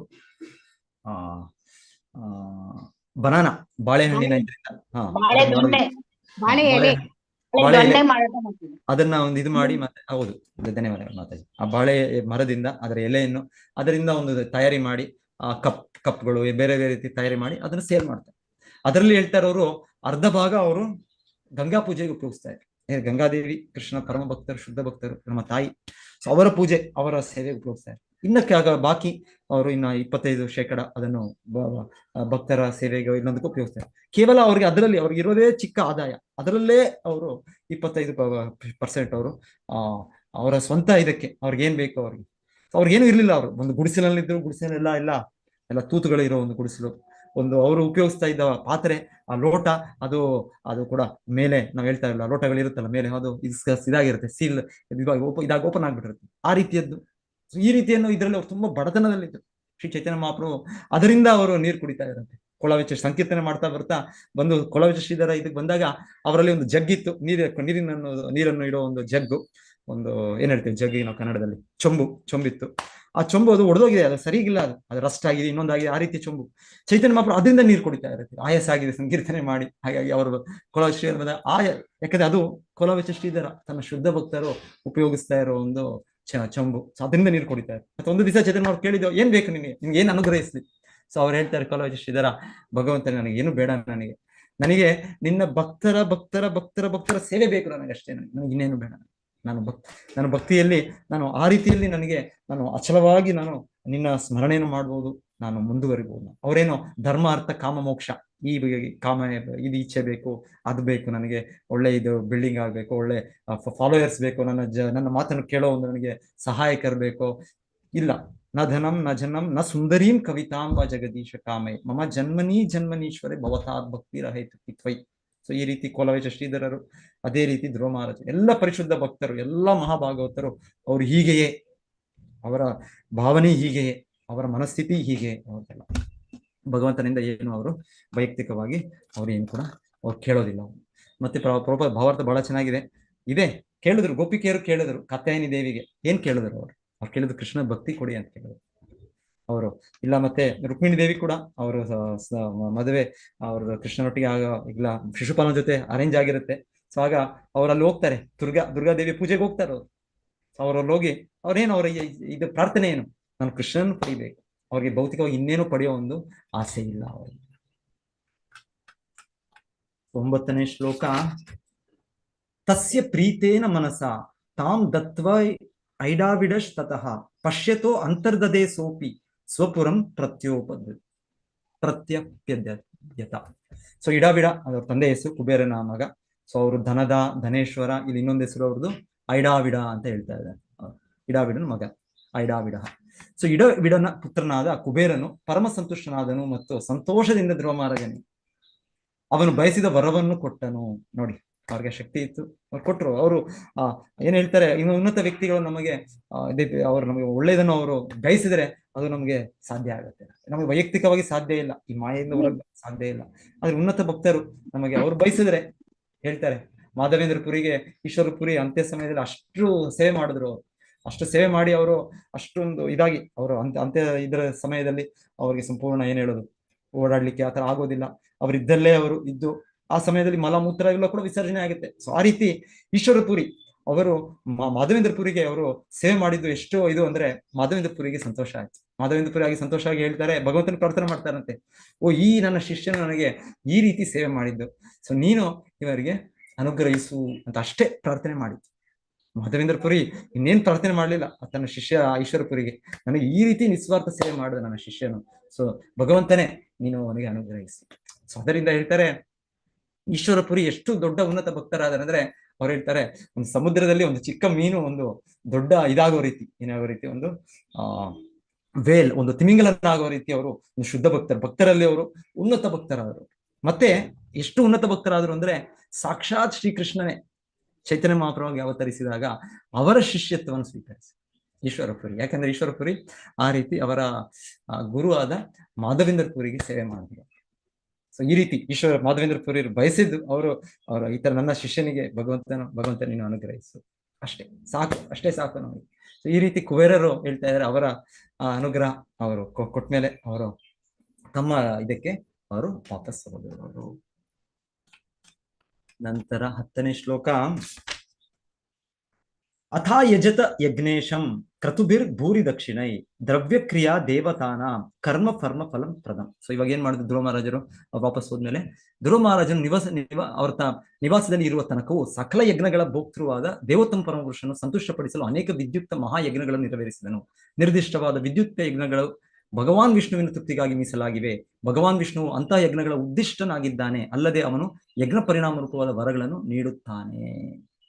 ಸೊ ಯಜ್ಞಪತಿ, ಸೊ ರಾಜನಿಗೆ ಬೇರೆ ಬೇರೆ ಕರ್ತವ್ಯಗಳು ಕೂಡ ಇದೆ, ಯಜ್ಞಗಳು. ಈ ಕಲಿಯುಗಕ್ಕೆ ಇದೆಲ್ಲ ಯಜ್ಞಗಳಿಲ್ಲ. ಕಲಿಯುಗದಲ್ಲಿ ನಾವು ಸಂಕೀರ್ತನೆ ಯಜ್ಞ ಮಾಡ್ಬೇಕು. ಭೂರಿ ದಕ್ಷಿಣೆ ಇಲ್ಲಿ ಹೇಳಿದ್ದವರು ಬಹಳ ದಕ್ಷಿಣೆ ಅಂದ್ರೆ ಅವರು ಬ್ರಾಹ್ಮಣರು, ಭಕ್ತರು, ಮತ್ತೆ ಎಲ್ಲ ಪ್ರಜೆಗಳು ಅವರು ಕೂಡ ದಾನ ಮಾಡ್ತಾ ಇದ್ರು. ಸುಮ್ಮನೆ ಟ್ಯಾಕ್ಸ್ ಮಾಡೋದಲ್ಲ, ಗೌರ್ಮೆಂಟ್ ಅಂದ್ರೆ ತೆರಿಗೆ ತಗೊಳ್ಳೋದಲ್ಲ, ಅವ್ರು ಬೇಕಾದಾಗ ಅಗತ್ಯ ರೂಪದಲ್ಲಿ ಅವರು ಮತ್ತೆ ವಾಪಸ್ ಕೊಡ್ತಾರೆ. ಆದ್ರೆ ಈಗಿನ ಹಾಗೆ ಇಲ್ಲ, ವ್ಯವಸ್ಥೆ ಇಲ್ಲ. ಈಗಿನ ವ್ಯವಸ್ಥೆ ಅಂದ್ರೆ ಬರೀ ಕೇವಲ ತೆರಿಗೆ ತಗೊಳ್ಳೋದು, ಮತ್ತೆ ನಮ್ಮ ಸ್ವಂತ ಸ್ವಾರ್ಥ ನಾವು ಉಪಯೋಗಿಸ್ಕೊಳ್ಳೋದು, ಈ ರೀತಿ ರಾಜಕಾರಣಿಗಳು.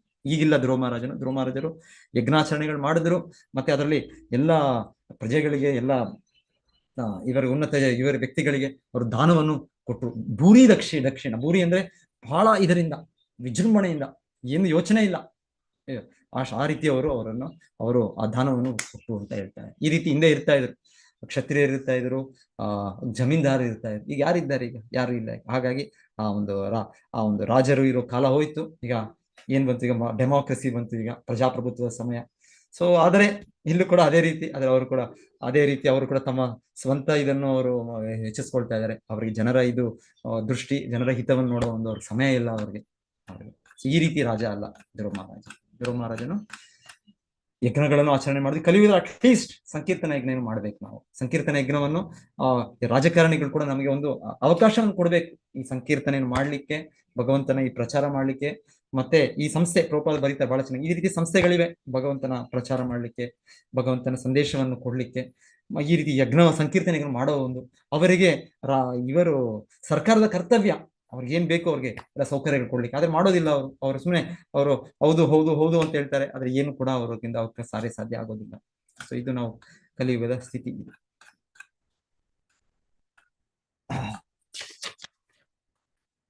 ಪ್ರಭುಪಾದರು ಎಷ್ಟು ಮಟ್ಟಿಗೆ ಕೇಳಿದ್ರು ಭಾರತ ಸರ್ಕಾರಕ್ಕೆ, ಅವರು ಎಷ್ಟು ಸಹಾಯ ಕೇಳಿದ್ರು. ಗಾಂಧೀಜಿ ಪತ್ರ ಬರೆದ್ರು, ಸರ್ದಾರ್ ಪಟೇಲ್ ಪತ್ರ ಬರೆದ್ರು, ನೆಹರು ಪತ್ರ ಬರೆದ್ರು, ಬಾಬು ರಾಜೇಂದ್ರ ಪ್ರಸಾದ್ ಪತ್ರ ಬರೆದ್ರು, ಸರ್ವೇಪಲ್ಲಿ ರಾಧಾಕೃಷ್ಣನ್ ಪತ್ರ ಬರೆದ್ರು. ಎಷ್ಟು ರಾಜಕೀಯ ಕಾರಣಗಳು ಪ್ರಭುಪಾದರು ಬರೆದ್ರು. ಆದ್ರೆ ಯಾರು ಸಹಾಯ ಮಾಡಿದ್ರು? ಪ್ರಭುಪಾದರು, ಶ್ರೀಲ ಪ್ರಭುಪಾದರು. ಇವರ ಯಾರ ಸಹಾಯವಿಲ್ಲದೆ ಭಗವಂತನ ಕೃಪೆ ಅವರು ಈ ರೀತಿಯ ಒಂದು ಅಸಾಧಾರಣವಾಗಿ ಒಂದು ಆಂದೋಲನವನ್ನು ಪ್ರಾರಂಭಿಸಿದರು ಶ್ರೀಲ ಪ್ರಭುಪಾದರು. ಸರ್ವಾತ್ಮನಿ ಅಚ್ಯುತೆ ಸರ್ವೇ ತೀವ್ರೌಘೌ ಭಕ್ತಿಂ ಉದ್ವಹನ್ ದದರ್ಶಾತ್ಮನಿ ಭೂತೇಶು ತಂ ಏವಾವಸ್ಥಿತಂ ವಿಭುಂ. ಸೊ ಆ ಅಚ್ಯುತನಿಗೆ ತೀವ್ರ ಔಘಂ ಭಕ್ತಿಂ ಉದ್ವಹಂ, ಅವರು ತೀವ್ರವಾಗಿ ಅವ್ರ ಭಕ್ತಿ, ಅವ್ರು ಕೇವಲ ಯಜ್ಞ ಮಾಡ್ತಾ ಇರ್ಲಿಲ್ಲ, ಈ ಬೇರೆ ಯಜ್ಞ ಹೋಮಗಳು ಮಾಡಿದ್ದು ಅಂತ ಅಲ್ಲ. ಅವರು ಜೊತೆಗೆ ಮುಖ್ಯವಾಗಿ ಭಕ್ತಿ, ತೀವ್ರ ಓಘಾಂ ಭಕ್ತಿಂ, ತುಂಬಾ ಒಂದು ಫೋರ್ಸ್ ಇಂದ, ಇದರಿಂದ ಹೇಗೆ ಬಿರುಸಾಗಿ ಹರಿದು ಬರುತ್ತೆ ನದಿಗಳು, ಹಾಗೆ ಸಮುದ್ರಕ್ಕೆ ಹೋಗುತ್ತೆ ಫೋರ್ಸ್ ಇಂದ, ಆ ರೀತಿ ಅವರು ಭಕ್ತಿಯನ್ನು ತುಂಬಾ ತೀವ್ರವಾಗಿ ಅವರು ಮಾಡಿದ್ರು. ಭಕ್ತಿ ಮುದ್ವಹ ಸದರ್ಶ ಆತ್ಮನಿ ಭೂತೇಶು. ಈ ರೀತಿಯಾಗಿ ಮಾಡೋದ್ರಿಂದ ಏನಾಗುತ್ತೆ? ಎಲ್ಲ ಜೀವಿಗಳನ್ನು ನಾವು ಸಮದೃಷ್ಟಿಯಲ್ಲಿ ನೋಡೋಕೆ ಆಗುತ್ತೆ. ಎಲ್ಲ ಜೀವಿಗಳಲ್ಲಿ ಕೃಷ್ಣನಿದ್ದಾನೆ ಅಂತ ಕಾಣಿಸುತ್ತೆ, ಮತ್ತೆ ಎಲ್ಲ ಜೀವಿಗಳು ಕೃಷ್ಣನಲ್ಲೇ ಇದ್ದಾನೆ ಅಂತ ಕಾಣುತ್ತೆ. ಇವಾಗ ನಮ್ಗೆ ಆ ದೃಷ್ಟಿ ಇಲ್ಲ. ಆ ದೃಷ್ಟಿ ಇಲ್ಲದ್ರಿಂದ ನಮಗೆ ಪೃಥಕ್ ಭಾವ, ಬೇರೆ ದೃಷ್ಟಿ ಇದೆ. ಭಕ್ತಿ ಮಾಡ್ತಾ ಇದ್ದೀನಿ ನಾನು, ಆದ್ರೆ ನನಗೆ ಸಮಭಾವನೆ ಇಲ್ಲ. ನನಗೆ ಕೃಷ್ಣ ಎಲ್ಲ ಕಡೆ ಇದ್ದಾನೆ ಅಂತ ನನಗೆ ದೃಷ್ಟಿ ಇಲ್ಲ. ಆದರೆ ನಾವು ತೀವ್ರ ಭಕ್ತಿ ಸೇವೆ ಹೇಗೆ ಧ್ರುವ ಮಹಾರಾಜರು ಮಾಡಿದ್ರು, ಹಾಗೆ ನಾವು ಕೂಡ ಮಾಡಿದ್ರೆ ನಮಗೆ ಆ ರೀತಿಯ ದೃಷ್ಟಿ ನಮಗೆ ಲಭ್ಯವಾಗುತ್ತೆ. ಸೊ ಧ್ರುವ ಮಹಾರಾಜರು ಆ ರೀತಿ ದೃಷ್ಟಿ ಇತ್ತು ಅವ್ರಿಗೆ. ಮಹಾರಾಜರು ರಾಜರ್ಷಿ ಮಹಾರಾಜರ ಕರ್ತವ್ಯಗಳು ಮಾಡ್ತಾ ಇದ್ದಾರೆ, ಆದರೆ ಋಷಿ ಭಾವನೆ ಕೂಡ ಅವರಲ್ಲಿ ಇದೆ. ಮತ್ತೆ 12ನೇ ಶ್ಲೋಕ, ತಮೇವಂ ಶೀಲ ಸಂಪನ್ನಂ ಬ್ರಹ್ಮಣ್ಯಂ ದೀನವತ್ಸಲಂ ಕೋಪ್ತಾರಂ ಧರ್ಮ ಸೇತೂನಾಂ ಮೇನಿರೆ ಪಿತರಂ ಪ್ರಜಾಹ. ಧ್ರುವ ಮಹಾರಾಜನು ಸಮಸ್ತ ದೈವ ಗುಣ ಸಂಪನ್ನನಾಗಿದ್ದನು. ಅವನು ಭಗವದ್ ಭಕ್ತರಲ್ಲಿ ತುಂಬ ಗೌರವವನ್ನು ಹೊಂದಿದ್ದನಲ್ಲದೆ, ಬ್ರಹ್ಮಣ್ಯಂ ಯಾರು ಭಕ್ತರಿದ್ದಾರೆ ಅವ್ರ ಮೇಲೆ ಅವರು ತುಂಬಾ ಗೌರವಿಸ್ತಾ ಇದ್ರು. ದೀನವತ್ಸಲಂ, ಬಡವರಲ್ಲೂ ಮುಗ್ಧರಲ್ಲೂ ಕರುಣಾಮಯನಾಗಿದ್ದಾನೆ. ಸೊ ರಾಜನಾದವರು ಈ ರೀತಿ ಒಂದು ಗುಣಗಳಿರಬೇಕು. ದೀನವತ್ಸಲ, ಬ್ರಹ್ಮಣ್ಯಂ, ಶೀಲ ಸಂಪನ್ನಂ, ಗೋಪ್ತಾರಂ, ಅವನು ಧರ್ಮತತ್ವಗಳನ್ನು ರಕ್ಷಿಸಿದನು. ಈ ಎಲ್ಲ ಅರ್ಹತೆಗಳಿಂದಾಗಿ ಅವನು ಸಮಸ್ತ ಪ್ರಜೆಗಳ ಪ್ರತ್ಯಕ್ಷವಾದ ಜನಕನಂತೆ ಭಾವಿಸಲಾಗಿತ್ತು. ಮೇನಿರೇ ಪಿತರಂ ಪ್ರಜಾ. ಆಕ್ಚುಲಿ ರಾಜನು ಅಂದ್ರೆ ರಾಜ, ಭಗವಂತನ ಪ್ರತಿನಿಧಿ, ನರದೇವ. ಅವರು ತಂದೆ ಇರೋ ರೀತಿಯಲ್ಲಿ, ತಂದೆ ತಾಯಿ ಹೇಗೆ ನಮಗೆ ಸಲಹುತ್ತಾರೆ, ರಕ್ಷಿಸ್ತಾರೆ, ಪೋಷಿಸ್ತಾರೆ, ಯಾವಾಗ ನಮ್ಮನ್ನು ಚಿಂತಿಸ್ತಾರೆ, ಅದೇ ರೀತಿ ರಾಜನು ಕೂಡ ಅವ್ರ ಪ್ರಜೆಗಳ ಚಿಂತನೆ ಇರ್ತಾ ಇದ್ದಾನೆ. ಸೊ ಎಲ್ಲ ಗುಣಗಳು ಧ್ರುವ ಮಹಾರಾಜನಲ್ಲಿತ್ತು. ದೊಡ್ಡ ಭಕ್ತರೇ ಅಷ್ಟೇ ಅಲ್ಲ, ಆದರೆ ಭೌತಿಕವಾಗಿ ಕೂಡ ಎಲ್ಲ ಗುಣಗಳನ್ನು ಪಡೆದಿರ್ತಾರೆ. ಇವತ್ತಿನ ಶ್ಲೋಕ ನಾವು ಕೇಳಿದ್ದು ಈ ರೀತಿ 36,000 ವರ್ಷ ಷಟ್ತ್ರಿಂಶದ್ ವರ್ಷ ಸಾಹಸ್ರಂ ಶಶಾಸ ಕ್ಷಿತಿಮಂಡಲಂ. ಈ ಭೌತಿಕ ಈ ಭೂಲೋಕವನ್ನು ಅವ್ರು ಆಳಿದ್ರು. ಕೇವಲ ಅವರು ನಮ್ಮದು ಇಲ್ಲಿ ಕರ್ನಾಟಕ ನಮ್ಮ ದೇಶ, ಇಲ್ಲ ನಮ್ಮದು ತುಳುನಾಡು ನಮ್ಮ ದೇಶ, ಇದು ತಮಿಳುನಾಡು ನಮ್ಮ ದೇಶ, ಇದು ಅಲ್ಲ. ಕ್ಷಿತಿಮಂಡಲಂ, ಇಲ್ಲ ನಮ್ಮ ಭಾರತ ನಮ್ಮ ಪಾಕಿಸ್ತಾನ ಅಷ್ಟೇ ಅಲ್ಲ, ಕ್ಷಿತಿಮಂಡಲಂ ಸರ್ವಲೋಕದ ಈ ಭೂಲೋಕದ ಅಧಿಪತಿ. ಶಶಾಸ ಅವರು ಆಳಿದ್ರು. ಎಷ್ಟು ವರ್ಷಗಳು? ಷಟ್ತ್ರಿಂಶತ್ ವರ್ಷ ಸಾಹಸ್ರಂ 36,000 ವರ್ಷ. ಸೊ ಈ ಮಾತನ್ನು ನಾನು ಸಪೋಸ್ ನಾನು ಇದನ್ನು ಕೇಳಿದರೆ, ಈ ತರ ಕೇಳ್ತಾ ಇದ್ದೆ ನಾನು ಚಿಕ್ಕವನಾಗಿದ್ದಾಗ, ನನಗೆ ನಂಬಿಕೆ ಇರಲಿಲ್ಲ. ನನಗೆ ವೈಯಕ್ತಿಕವಾಗಿ ನನಗೆ ನಂಬಿಕೆನೇ ಇಲ್ಲ. ನಾಸ್ತಿಕ ನಾನು, ನಾಸ್ತಿಕ ಒಂದು ಏನ್ ಹೇಳೋದು, ಇಂಪರ್ಸನಲಿಸ್ಟ್, ಈ ರೀತಿ ಎಲ್ಲ. ಸೊ ಹಾಗೆ ಯಾರಾದ್ರೂ 36,000 ವರ್ಷ ಆಳ್ವಿಕೆ ಮಾಡಿದ್ರೆ ನಾವು ಯೋಚನೆ ಮಾಡೋದು, ಹೇಗೆ ಯಾರು 36,000 ವರ್ಷ ಬದುಕಕ್ಕಾಗುತ್ತೆ? ಇಲ್ಲ, ಆಗುತ್ತೆ, ಬದುಕಕ್ಕಾಗುತ್ತೆ. ಯಾಕಾಗೋದಿಲ್ಲ? 36,000 ವರ್ಷವಲ್ಲ, 36 ಕೋಟಿ ವರ್ಷ ಕೂಡ ಬದುಕಬಹುದು. ಇದ್ದಾರೆ, ನಮ್ಮ ಬ್ರಹ್ಮದೇವರಿದ್ದಾರೆ 36. ಅವ್ರಿಗೆ ಅವರ ಜೀವಾವಧಿ ಎಷ್ಟು? ಅವರ ಒಂದು ದಿವಸ 8.6 ಬಿಲಿಯನ್ ಇಯರ್ಸ್, 860 ಕೋಟಿ ವರ್ಷಗಳು ಅವರ ಒಂದು ದಿನ. ದೇವತೆಗಳು ಕೂಡ ಅವರ ಒಂದು ದಿವಸ ನಮ್ಮ ಒಂದು ವರ್ಷ. ಈಗೆಲ್ಲ ಜೀವಿಗಳಿದ್ದಾರೆ ನಮ್ಮ ಭೂಲೋಕದಲ್ಲೇ ಇದ್ದಾರೆ. ಎಷ್ಟೋ ಜೀವಿಗಳು, ಒಂದೊಂದು ಕ್ರಿಮಿಗಳಿದೆ, ಅವರು ರಾತ್ರಿ ಹುಟ್ಟುತ್ತಾರೆ, ಬೆಳಿಗ್ಗೆ ಸಾಯ್ತಾರೆ. ಕೆಲವೇ ಗಂಟೆಗಳಷ್ಟೇ ಅವರ ಜೀವನ. ಕೆಲವು ಜೀವಿಗಳಿದ್ದಾರೆ, ಯಾವುದು ನೀವು ನೋಡೋದು, ಯಾವುದು ಟರ್ಟಲ್ಸ್, ಟಾರ್ಟಾಯ್ಸಸ್, ಕ್ರೊಕೊಡೈಲ್ಸ್, ಈ ರೀತಿ ಎಲ್ಲ ಇದೆ. ಇವಕ್ಕೆಲ್ಲ ತುಂಬಾ ಜೀವಾವಧಿ ಹೆಚ್ಚಿದೆ. ಮೊಸಳೆಗಳು, ಆಮೆ, ಇದೆಲ್ಲ ತುಂಬಾ ವರ್ಷಗಳಿರ್ತವೆ. ಗಿಡಮರಗಳಿದೆ, ಎಷ್ಟೋ ವರ್ಷಗಳ ಗಿಡಮರಗಳಿದೆ. ಸೊ ನಾವೇನೋ ರೆಕಾರ್ಡ್ ಒಂದ್ಸಲ ಹೇಳ್ತಾರೆ, ಇದು 5,000 ವರ್ಷಗಳಿಂದ ಇದೆ ಈ ಮರ, ಇದು 2,500 ವರ್ಷಗಳಿಂದ ಇದೆ. ನಾನು ಮೊನ್ನೆ ಪ್ರಯಾಗರಾಜಲ್ಲಿ ಹೋದಾಗ್ಲೂ ಯಾವುದೋ ಒಂದು ಮರ ಅಕ್ಷಯ ವಟ್ ಅಂತ. ಅಕ್ಷಯ ವಟ್ ಅಂದ್ರೆ ಅದು ಒಂದು ಮರ ಅಕ್ಷಯ, ಅದಕ್ಕೆ ಕ್ಷಯವಾಗೋದಿಲ್ಲ. ಅದು ಇದೆ. ಈ ಸಂಪೂರ್ಣ ಭೌತಿಕ ಬ್ರಹ್ಮಾಂಡವು ಚಕ್ರ ಇದರಲ್ಲಿ ಇದಾಗುತ್ತೆ. ಒಂದೊಂದು ಮನುವಿನ ಸಮಯದಲ್ಲಿ ಮತ್ತೆ ನಾಶ ಆಗುತ್ತೆ, ಮತ್ತೆ ಸೃಷ್ಟಿ ಆಗುತ್ತೆ. ಹೇಳ್ತಾರೆ ಆ ಮರ ನಾಶ ಆಗೋದಿಲ್ಲ.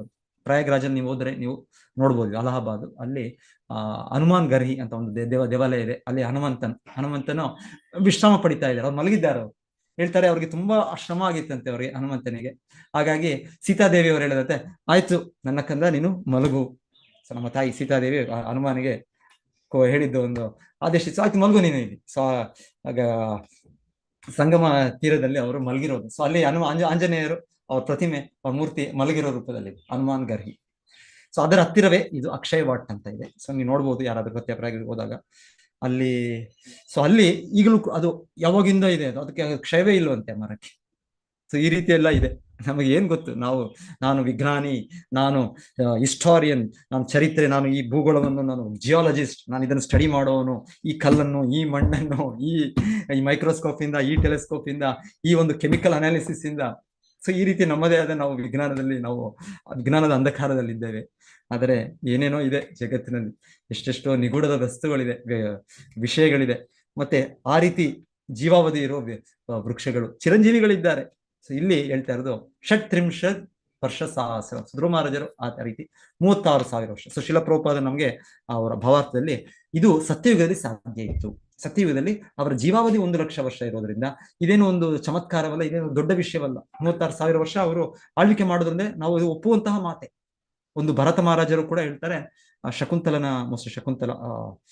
ಅವರ ಇದು ಮಗ ಭರತ ಮಹಾರಾಜ, ಅವರ ಆಳ್ವಿಕೆ ಕೂಡ 72,000 ವರ್ಷ ಏನೋ ಅನ್ಸುತ್ತೆ. ಸೊ ಈ ರೀತಿ ಎಲ್ಲ ಇದೆ. ಸೊ ಹೀಗೆ ಅದು. ಮತ್ತೆ ಪ್ರಭುಪಾದರು ಅದನ್ನೇ ಹೇಳ್ತಾರೆ, ಕಲಿಯುಗದಲ್ಲಿ ಒಂದು ಶ್ಲೋಕವನ್ನು ಪ್ರಭುಪಾದರು ಹೇಳ್ತಾ ಇದ್ದಾರೆ, ತತಶ್ಚ ಅನುದಿನಂ ಧರ್ಮಂ. ಇವತ್ತು ಕ್ಲಾಸ್ ಟೈಮ್ ಆಯ್ತು. ಸೊ ನಾವು ಕೂಡ ಎಲ್ಲರೂ ಲೇಟ್ ಆಗ್ತಾ ಇದೆ. ಸೊ ಅದು ಕೂಡ ನಾನು ಪ್ರಯತ್ನ ಮಾಡ್ತೀನಿ 2 ನಿಮಿಷ ಮುಗಿಸೋಕ್ಕೆ.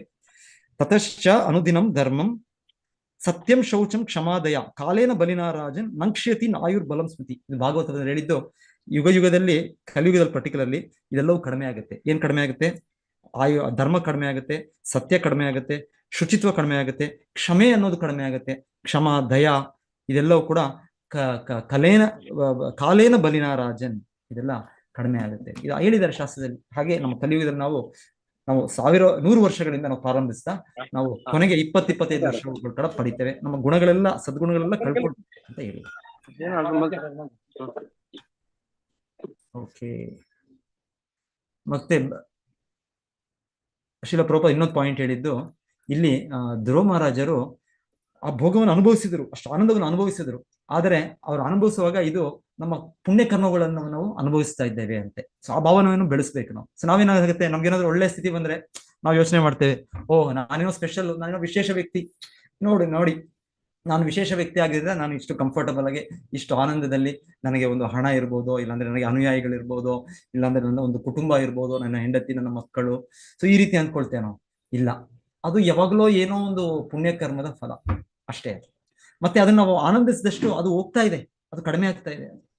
ಸೊ ನಾವು ಯೋಚನೆ ಮಾಡ್ಬೇಕಂದ್ರೆ ನಾವು ನನ್ನದೇನೋ ವಿಶೇಷದಿಂದ ಮಾಡಿದ್ದು ಅಂತಲ್ಲ. ಕೃಷ್ಣನ ಅನುಗ್ರಹ ಯಾವುದೋ ಹಿಂದೆ ಜನ್ಮದ ಪುಣ್ಯ ಕರ್ಮದ ಫಲ, ಅದನ್ನ ನಾನು ಅನುಭವಿಸ್ತಾ ಇದ್ದೇನೆ ಅಷ್ಟೇ.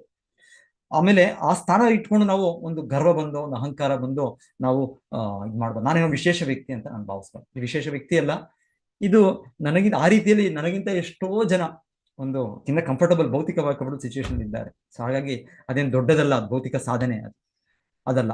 ಇನ್ನು ಅದರಿಂದ ನಮ್ಗೆ ಕಳ್ಕೊಳ್ತಾ ಇದ್ದೀವಿ ಅಷ್ಟೇ, ನಾವು ನಮ್ಮ ಪುಣ್ಯವನ್ನು ಕಳ್ಕೊಳ್ತಾ ಇದ್ದೀವಿ ಅಂತ ನಾವು ಭಾವಿಸ್ಬೇಕು.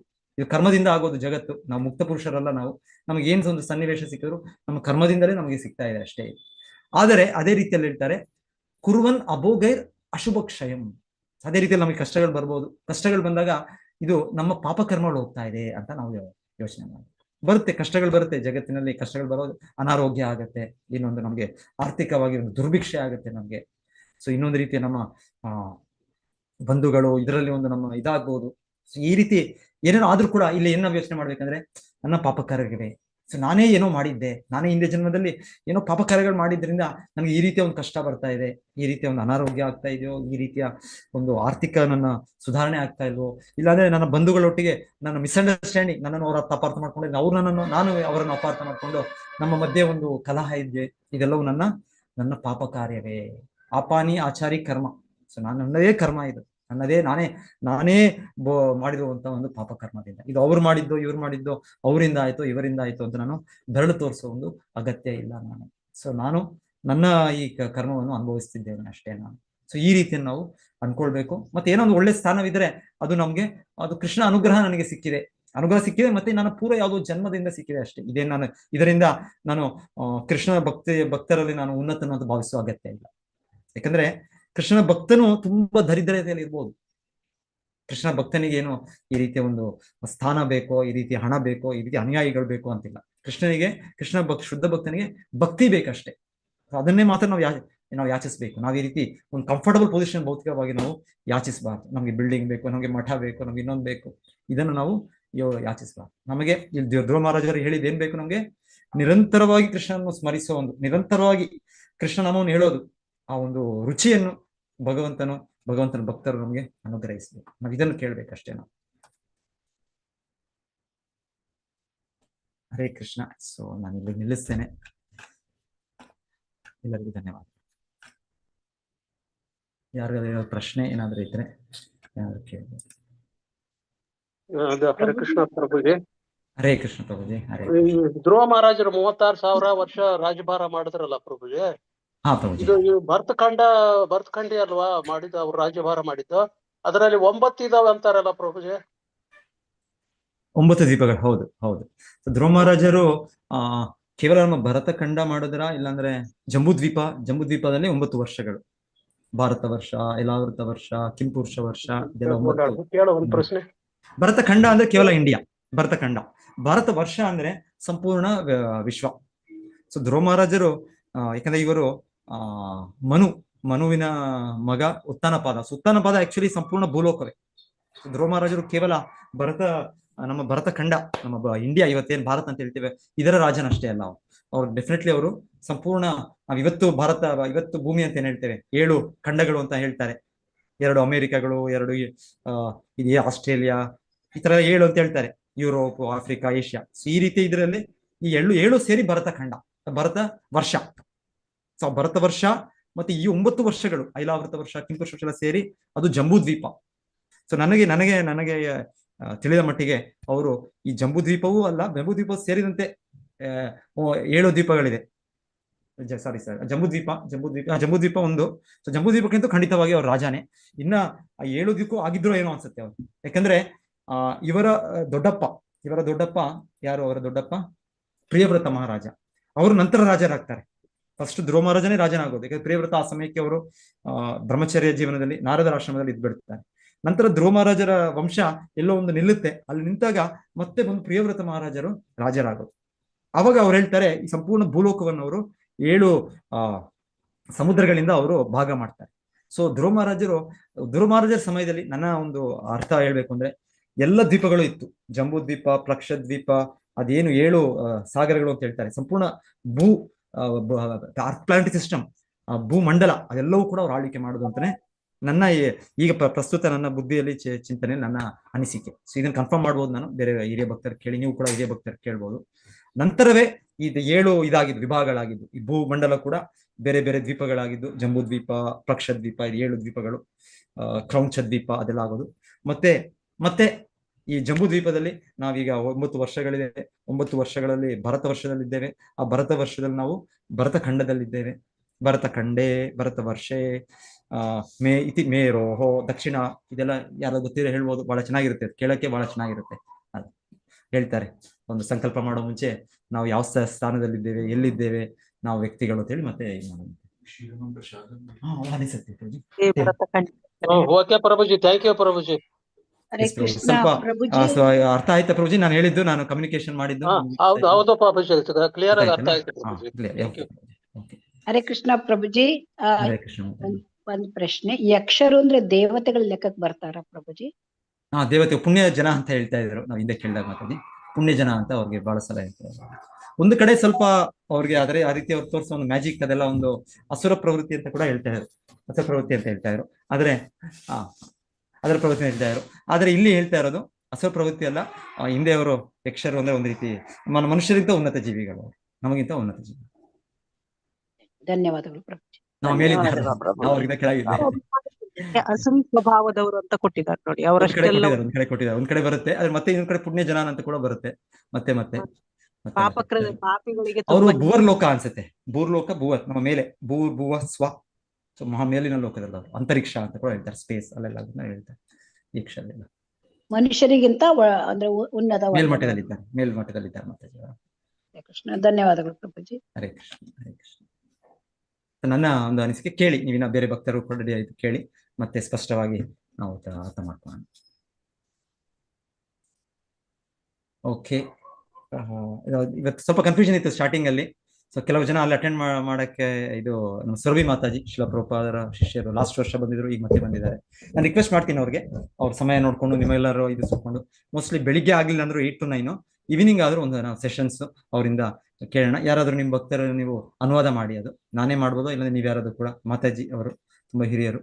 ಸೊ ಅವರ ಭಕ್ತಿ ಏನಿದೆ ಅದರಿಂದ ನಾವು ಕೂಡ ಸ್ವಲ್ಪ ಅವರ ಆಶೀರ್ವಾದ ತಗೊಳ್ಳೋಣ, ಪಡ್ಕೊಳ್ಳೋಣ. ಅಷ್ಟು ವರ್ಷ ಅವ್ರು ಹೇಳ್ತಾ ಇದ್ರು, ಅವ್ರು 50 ವರ್ಷ ಅವ್ರು ಮಂಗಳಾರತಿ ಮಿಸ್ ಮಾಡಿಲ್ಲ ಅಂತ ಹೇಳ್ತಾರೆ. ನಮ್ಮೆಷ್ಟರು ಹೇಳ್ತಾ ಇರೋ ಅವ್ರ ಬಗ್ಗೆ. ಅವರು ಎಲ್ಲಿದ್ರು ಕೂಡ ಅವರು ಮಂಗಳಾರತಿ, ಬೆಳಿಗ್ಗೆ ಎದ್ದು ಎಚ್ಚರ ಆದಿ ಭಗವಂತನ ಆರತಿಗೆ ಅವರು ಪ್ರಸ್ತುತರಾಗ್ತಾರೆ. ಸೊ ಆ ರೀತಿ ಅವರು ತಪಸ್ಸೆ ಮಾಡಿದ್ದಾರೆ. ಹರೇ ಕೃಷ್ಣ. ಎಲ್ಲರಿಗೂ ಧನ್ಯವಾದಗಳು. ವಾಂಛಾ ಕಲ್ಪತರುಭ್ಯಶ್ಚ ಕೃಪಾ ಸಿಂಧುಭ್ಯೋ ವೈಷ್ಣವ ಪತಿತಾನಾಂ ಪಾವನೇಭ್ಯೋ ವೈಷ್ಣವೇಭ್ಯೋ ನಮೋ ನಮಃ. ಗ್ರಂಥರಾಜ್ ಶ್ರೀಮದ್ ಭಾಗವತಂ ಕೀ ಜಯ. ಶಿಲ ಪ್ರಭುಪಾದ್ ಕೀ ಜಯ. ಹರೇ ಕೃಷ್ಣ.